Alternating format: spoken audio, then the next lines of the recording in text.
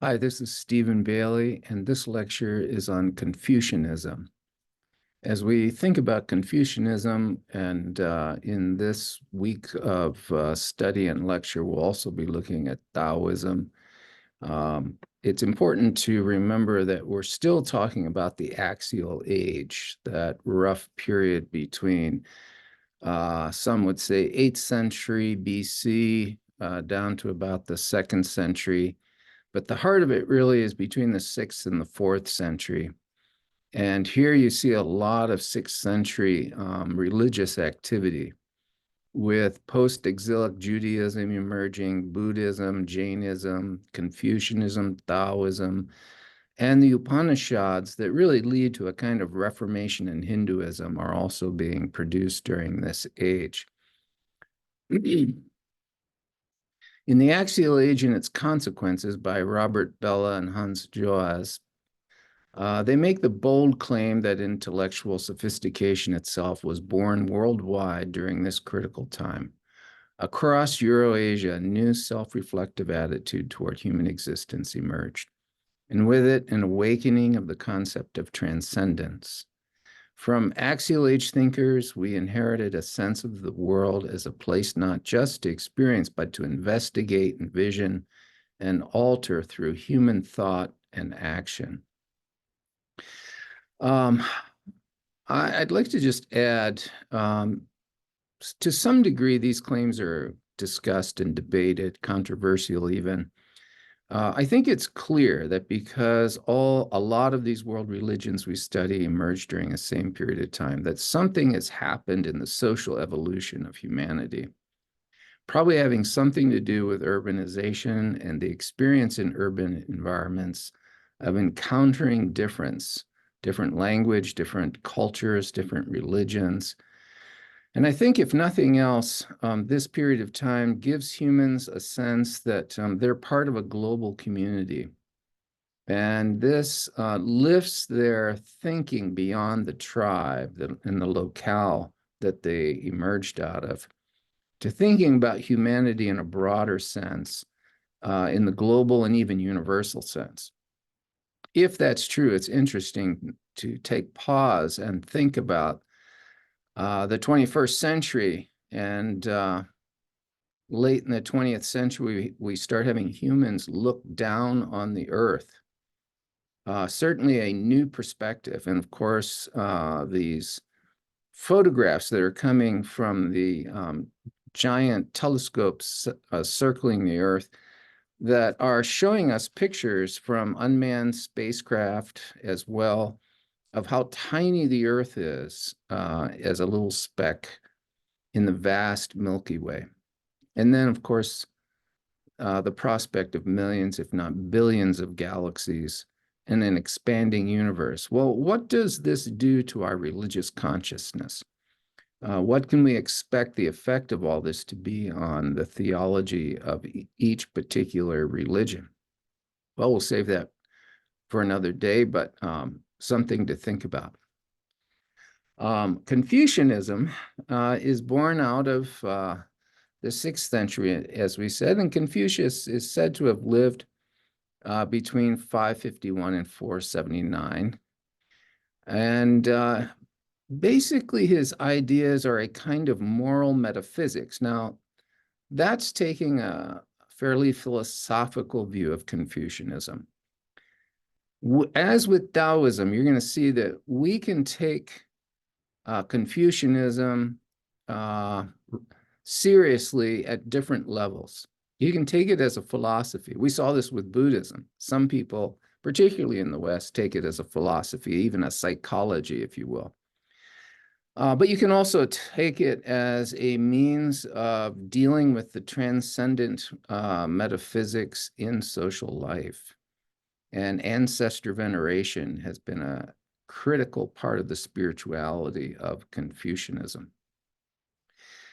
The sage is really the goal. To become a sage, having realized true integrity, you become one with heaven and earth. In other words, you fall into line with the natural way of the universe. And that is a central theme we're going to see, but from different angles in both Confucianism and Taoism.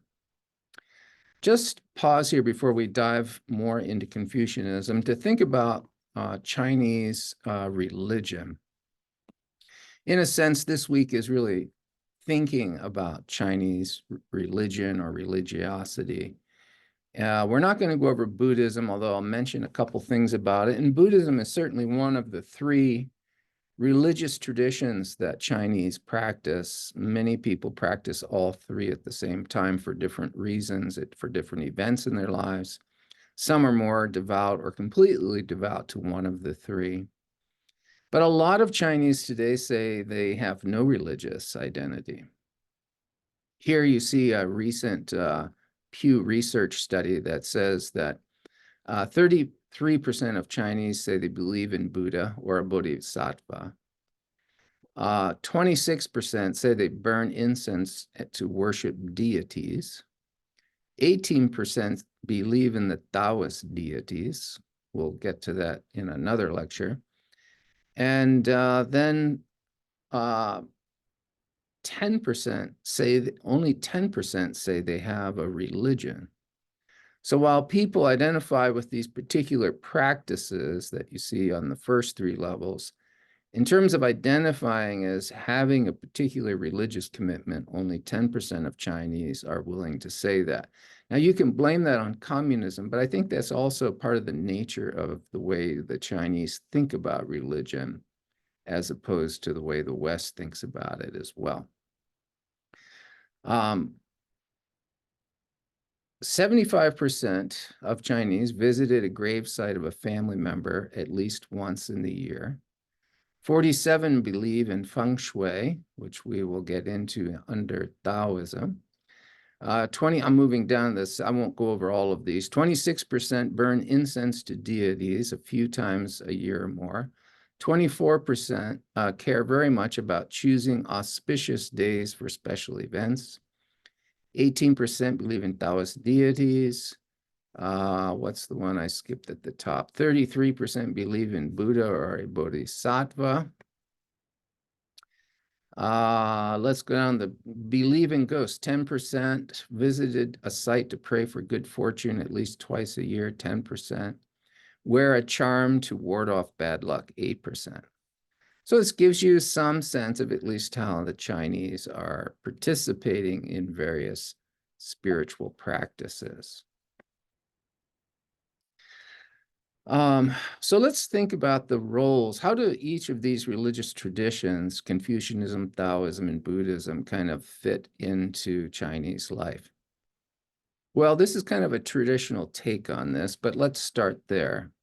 So Confucianism speaks to community duties, social relationships in terms of how they're structured, in terms of the hierarchy of them, from family to state, all the way to heaven. And it also speaks into the ancestor cult simply because showing respect through ancestor veneration is a way of continuing the respect we show for parents, which is a key part of the ritual duties of social relationships in Confucianism. Taoism is a philosophy of living a free life in line with our nature. The Tao, it's about personal creative freedom. It deals with sickness, healings, health, and fate. And there's a lot of gods associated with Taoism. But as we'll see in that lecture, there are at least 3 levels at which you can engage Taoism. Buddhism tends to be known and engaged for meditative spiritual renunciation through retreats, or somebody might just go to a temple to meditate and deal with their anxiety or get insight on a problem. But it is also, as it is in many places, where funerals are done. If you go to most Chinese Buddhist temples, which of course you may remember come out of a Mahayana tradition for the most part, you will almost always find a room of the dead. By that we mean a room that is kind of a shrine where the pictures, even the ancestral bones, the dust of the ancestors, are kept in tiny little cupboards, often with a picture of the deceased on the front. And there are the hell gods on a table, often in that room. People go there to pay their respects, to light incense and remember their ancestors. But there is other kinds of occult-like practices that a Taoist priest will do in engaging the dead that have nothing to do with Buddhism, but of course, something to do with the cult of the ancestors. But Buddhism tends to be the place where you take care of funerals. Now, remember, particularly in Theravada Buddhism, Southeast Asian Buddhism, death, funerals is the great Buddhist Buddhist sermon on impermanence. Nothing speaks to your audience in the Buddhist tradition more than death when you're trying to teach the doctrine of impermanence, which of course is front and center in Buddhist philosophy. So, did Confucius start a new religion, or did he bring organization to an old one? Probably the latter. He probably brings some articulation to many practices and ideas that were already in China. Confucian's character is focused on formality, moral precepts, and balance. These come from the spokesperson you're going to see in one of the videos that's in Canvas. Confucianism seeks to perfect men and women, if I get myself out of the way here, within the world, a goal of the secular as sacred. This comes from our textbook. Yeah, so in Confucianism, you do not flee the world. You stay right in the middle of it and you participate in it. But you want to participate in it as an ethical person who practices moral behavior that is structured by the hierarchy of that is mirrored on earth, mirroring what is in heaven in terms of hierarchy. We'll see the structure of that a little later. Taoism prefers to turn away from society to contemplation of nature, seeking fulfillment in the spontaneous and the trans-ethical. This is intuitive, where Confucianism is quite scripted and predictable. Taoism is spontaneous and intuitive, doesn't like doctrines, not prone towards them anyway. The metaphysical absolute is the personal God of early Confucianism, which becomes the philosophical idea of passive acceptance and mystical contemplation later in Confucianism.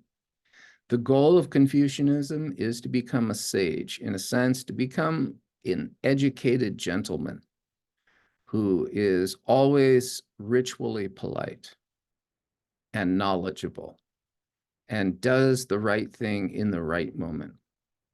Taoism is to become immortal, to enhance life, the power of life. We're going to talk about qi, this energy of life. And all of Taoism is trying to enhance this.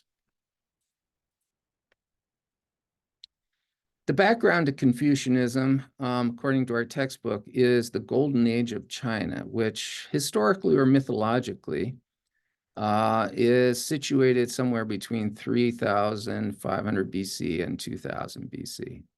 The memory, true or not, of an ideal time in the nation of China is deeply ingrained in the Chinese mind. The rulers of this golden age were referred to as the 3 sovereigns and the 5 emperors. Now, exactly who these sovereigns and emperors were is a little bit difficult to pinpoint. The lists that you're given change periodically from one source to another. But here are 3 that are typically given. Tian Huang, the heavenly sovereign. This word Tian is interesting to me because the high god in Laos, before Buddhism ever shows up, is referred to with the word Tan, which seems like it could be a corruption of the Chinese word there, but don't know that for sure. Here's the earthly sovereign, the human sovereign. So three deities that are promoted. Actually, these are historical figures whose fame allows them in death to become ancestors. And famous ancestors, you'll see, not just in China, but in other places, sometimes become treated as and referred to even as deities. The cult of heaven. Confucius perpetuated the cultic worship of heaven practiced by imperial rulers. This cult involved animal sacrifices as burnt offerings. The attendance of these offerings was strictly limited to the emperor and his court. So you find in Confucianism, ideally, a lot of focus on the aristocracy and the learned. He only speaks of Shanti, the more personal Chinese concept of God, once. He primarily spoke of Tian, or heaven. When Confucius was asked about God, he answered, "Does heaven speak?" So he's a bit agnostic about a personal God, but somewhat doubtful because he figures if there's a personal God, he ought to say something we can all hear. The idea of revelation that cannot be tangibly, audibly heard or shown to somebody else seems inadequate to him. He wanted to turn away attention from the contemplation of eternal issues that could not be resolved to more practical, everyday issues of present human relationships. I think you'll find Eastern religions all have this tendency. We certainly saw this in Buddhism. The Buddha really says nothing about gods, doesn't criticize it, but the ultimate teaching in Buddhism is that gods, or our desire for God, is kind of one of the things that we have attached to, and really are manifestations of things in our mind, our attachment mentally. Well, here again, Confucius is trying to get our attention turned away from eternal issues and questions that can't be answered directly, and wants us to focus on what we can address. These are the practical everyday issues, and he's going to address these issues with a kind of propriety, a scripted morality for human society. State cults have long worshipped historical political figures who in death have become spirits and honored and remembered. Ancestor cults remain widespread even among those who otherwise do not practice religion, particularly, I think, all through Asia and the continent of Africa and South and Central America, basically every place but the West. You're going to see ancestor veneration practiced no matter what religious tradition they may also follow. We need to do a whole study on ancestor veneration separate from this. Yeah, so there are, besides the ancestor cults in Chinese spirituality and kind of civil rituals, there are coming of age ceremonies. Chinese weddings are quite interesting because they're filled with rituals of filial piety, demonstrations of respect to parents primarily, but also the couple showing respect to one another and their roles very in multiple rituals throughout the wedding, depending on how traditional the wedding is. But there's no priest, there's no religious sponsor for a wedding in China. And this is also true in Southeast Asia.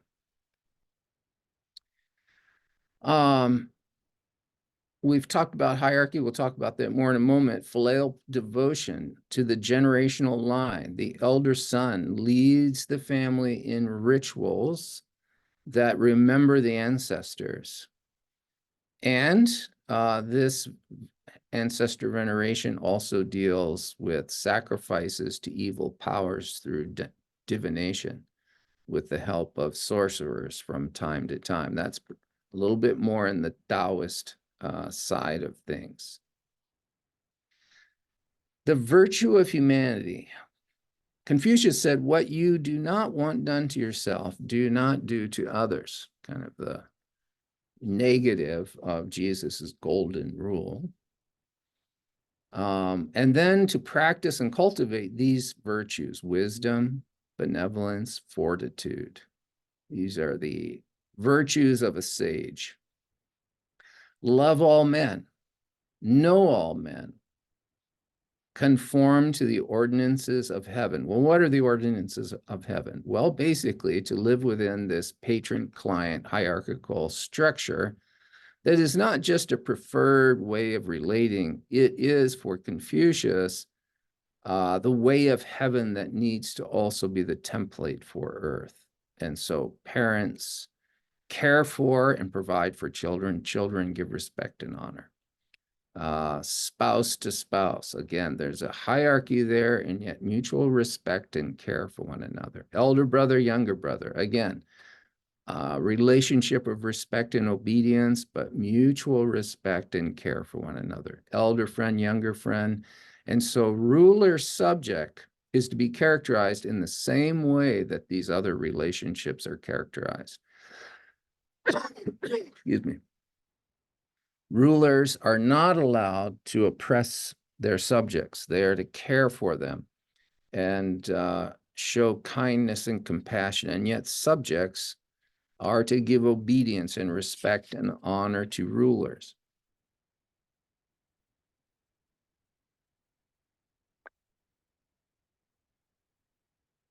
This is referred to as heaven's mandate, the moral order of things. The goal then, as we've said, is to become a sage, a servant of society, affirm humanity's inherent goodness, and to look for ways to actualize it. So here's a fundamental difference between Christianity, at least particularly Protestantism. Catholics are a little more optimistic about human nature, but Confucius is somewhat optimistic and conservative because of that, because he believes in the goodness of people as long as this hierarchical structure is in place and we treat each other respectfully, we can cultivate the goodness that is inherent. So he's an optimist in this regard. This is all accomplished through the cultivation of what's called yin, self-reflection, so to know yourself, self-cultivation, to study, to improve yourself, to be polite to the people around you in the right ways, and to be morally responsible, to do the right things for others and for society. And what's the goal? Well, preserving a benevolent social order. Everyone with power must use it with concern for the welfare of those under them. The problem Confucianism is dealing with is social chaos.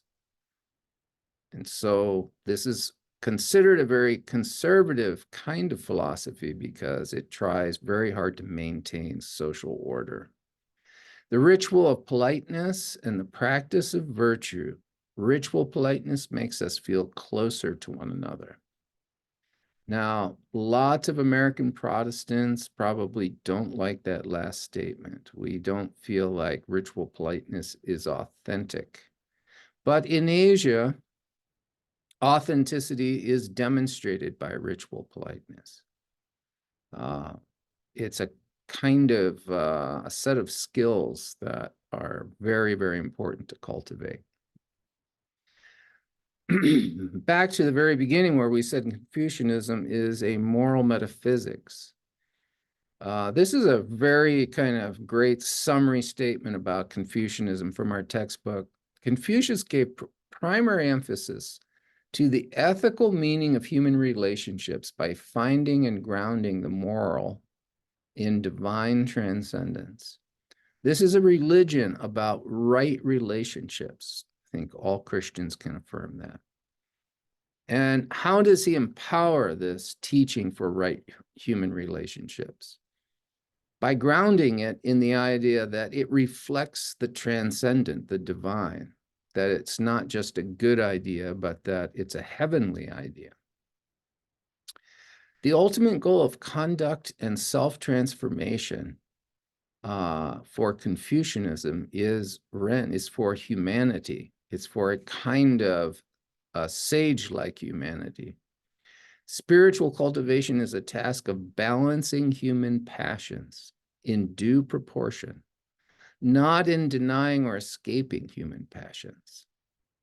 Okay, so there are some religions where you flee to the wilderness or you go up the mountain, you leave society, you fast, you pray, you inflict all kinds of disciplines on the body.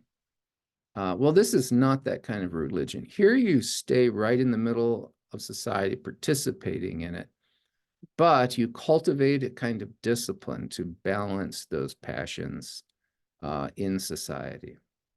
Here are some key concepts you're going to want to review for your quiz. I'm not going to go through all these, but just call them to your attention. They all support all of these kinds of ideas and values support the Confucius philosophy. A few more here that you should know as well.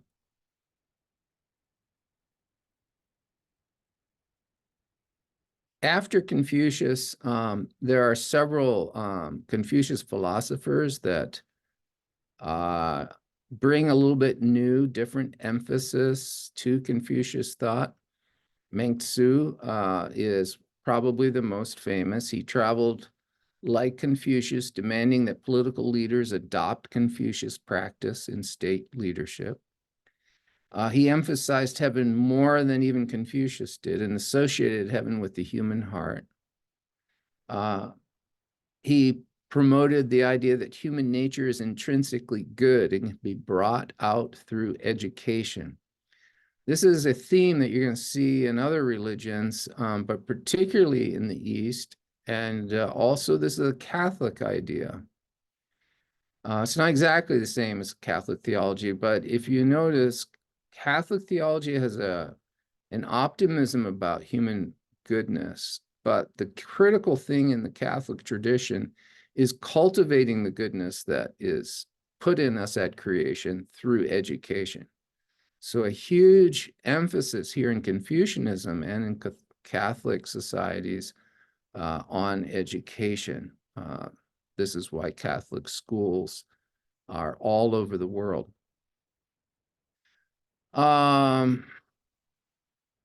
He saw a difference between the superior man of the upper class who approached religion rationalistically and the common man who believes in fortune, misfortune, magic, and spirits. This distinction between the rationality of elites and the belief in magic and spirits among common poor people, you will find all over the world, even within Protestant thinking, Catholic thinking sometimes. This is, excuse me, Sun Tzu. He disagrees with our Mengzi, the last one we looked at. He believed that nature consists of an impersonal order and that the Confucian principles were necessary to restrain human nature from evil. All right, I'm going to let you read the rest of this. Take a look at some of these textbooks so that you can at least identify some of them as Confucius, the six classics, the canon of history, the canon of poetry, the canon of changes.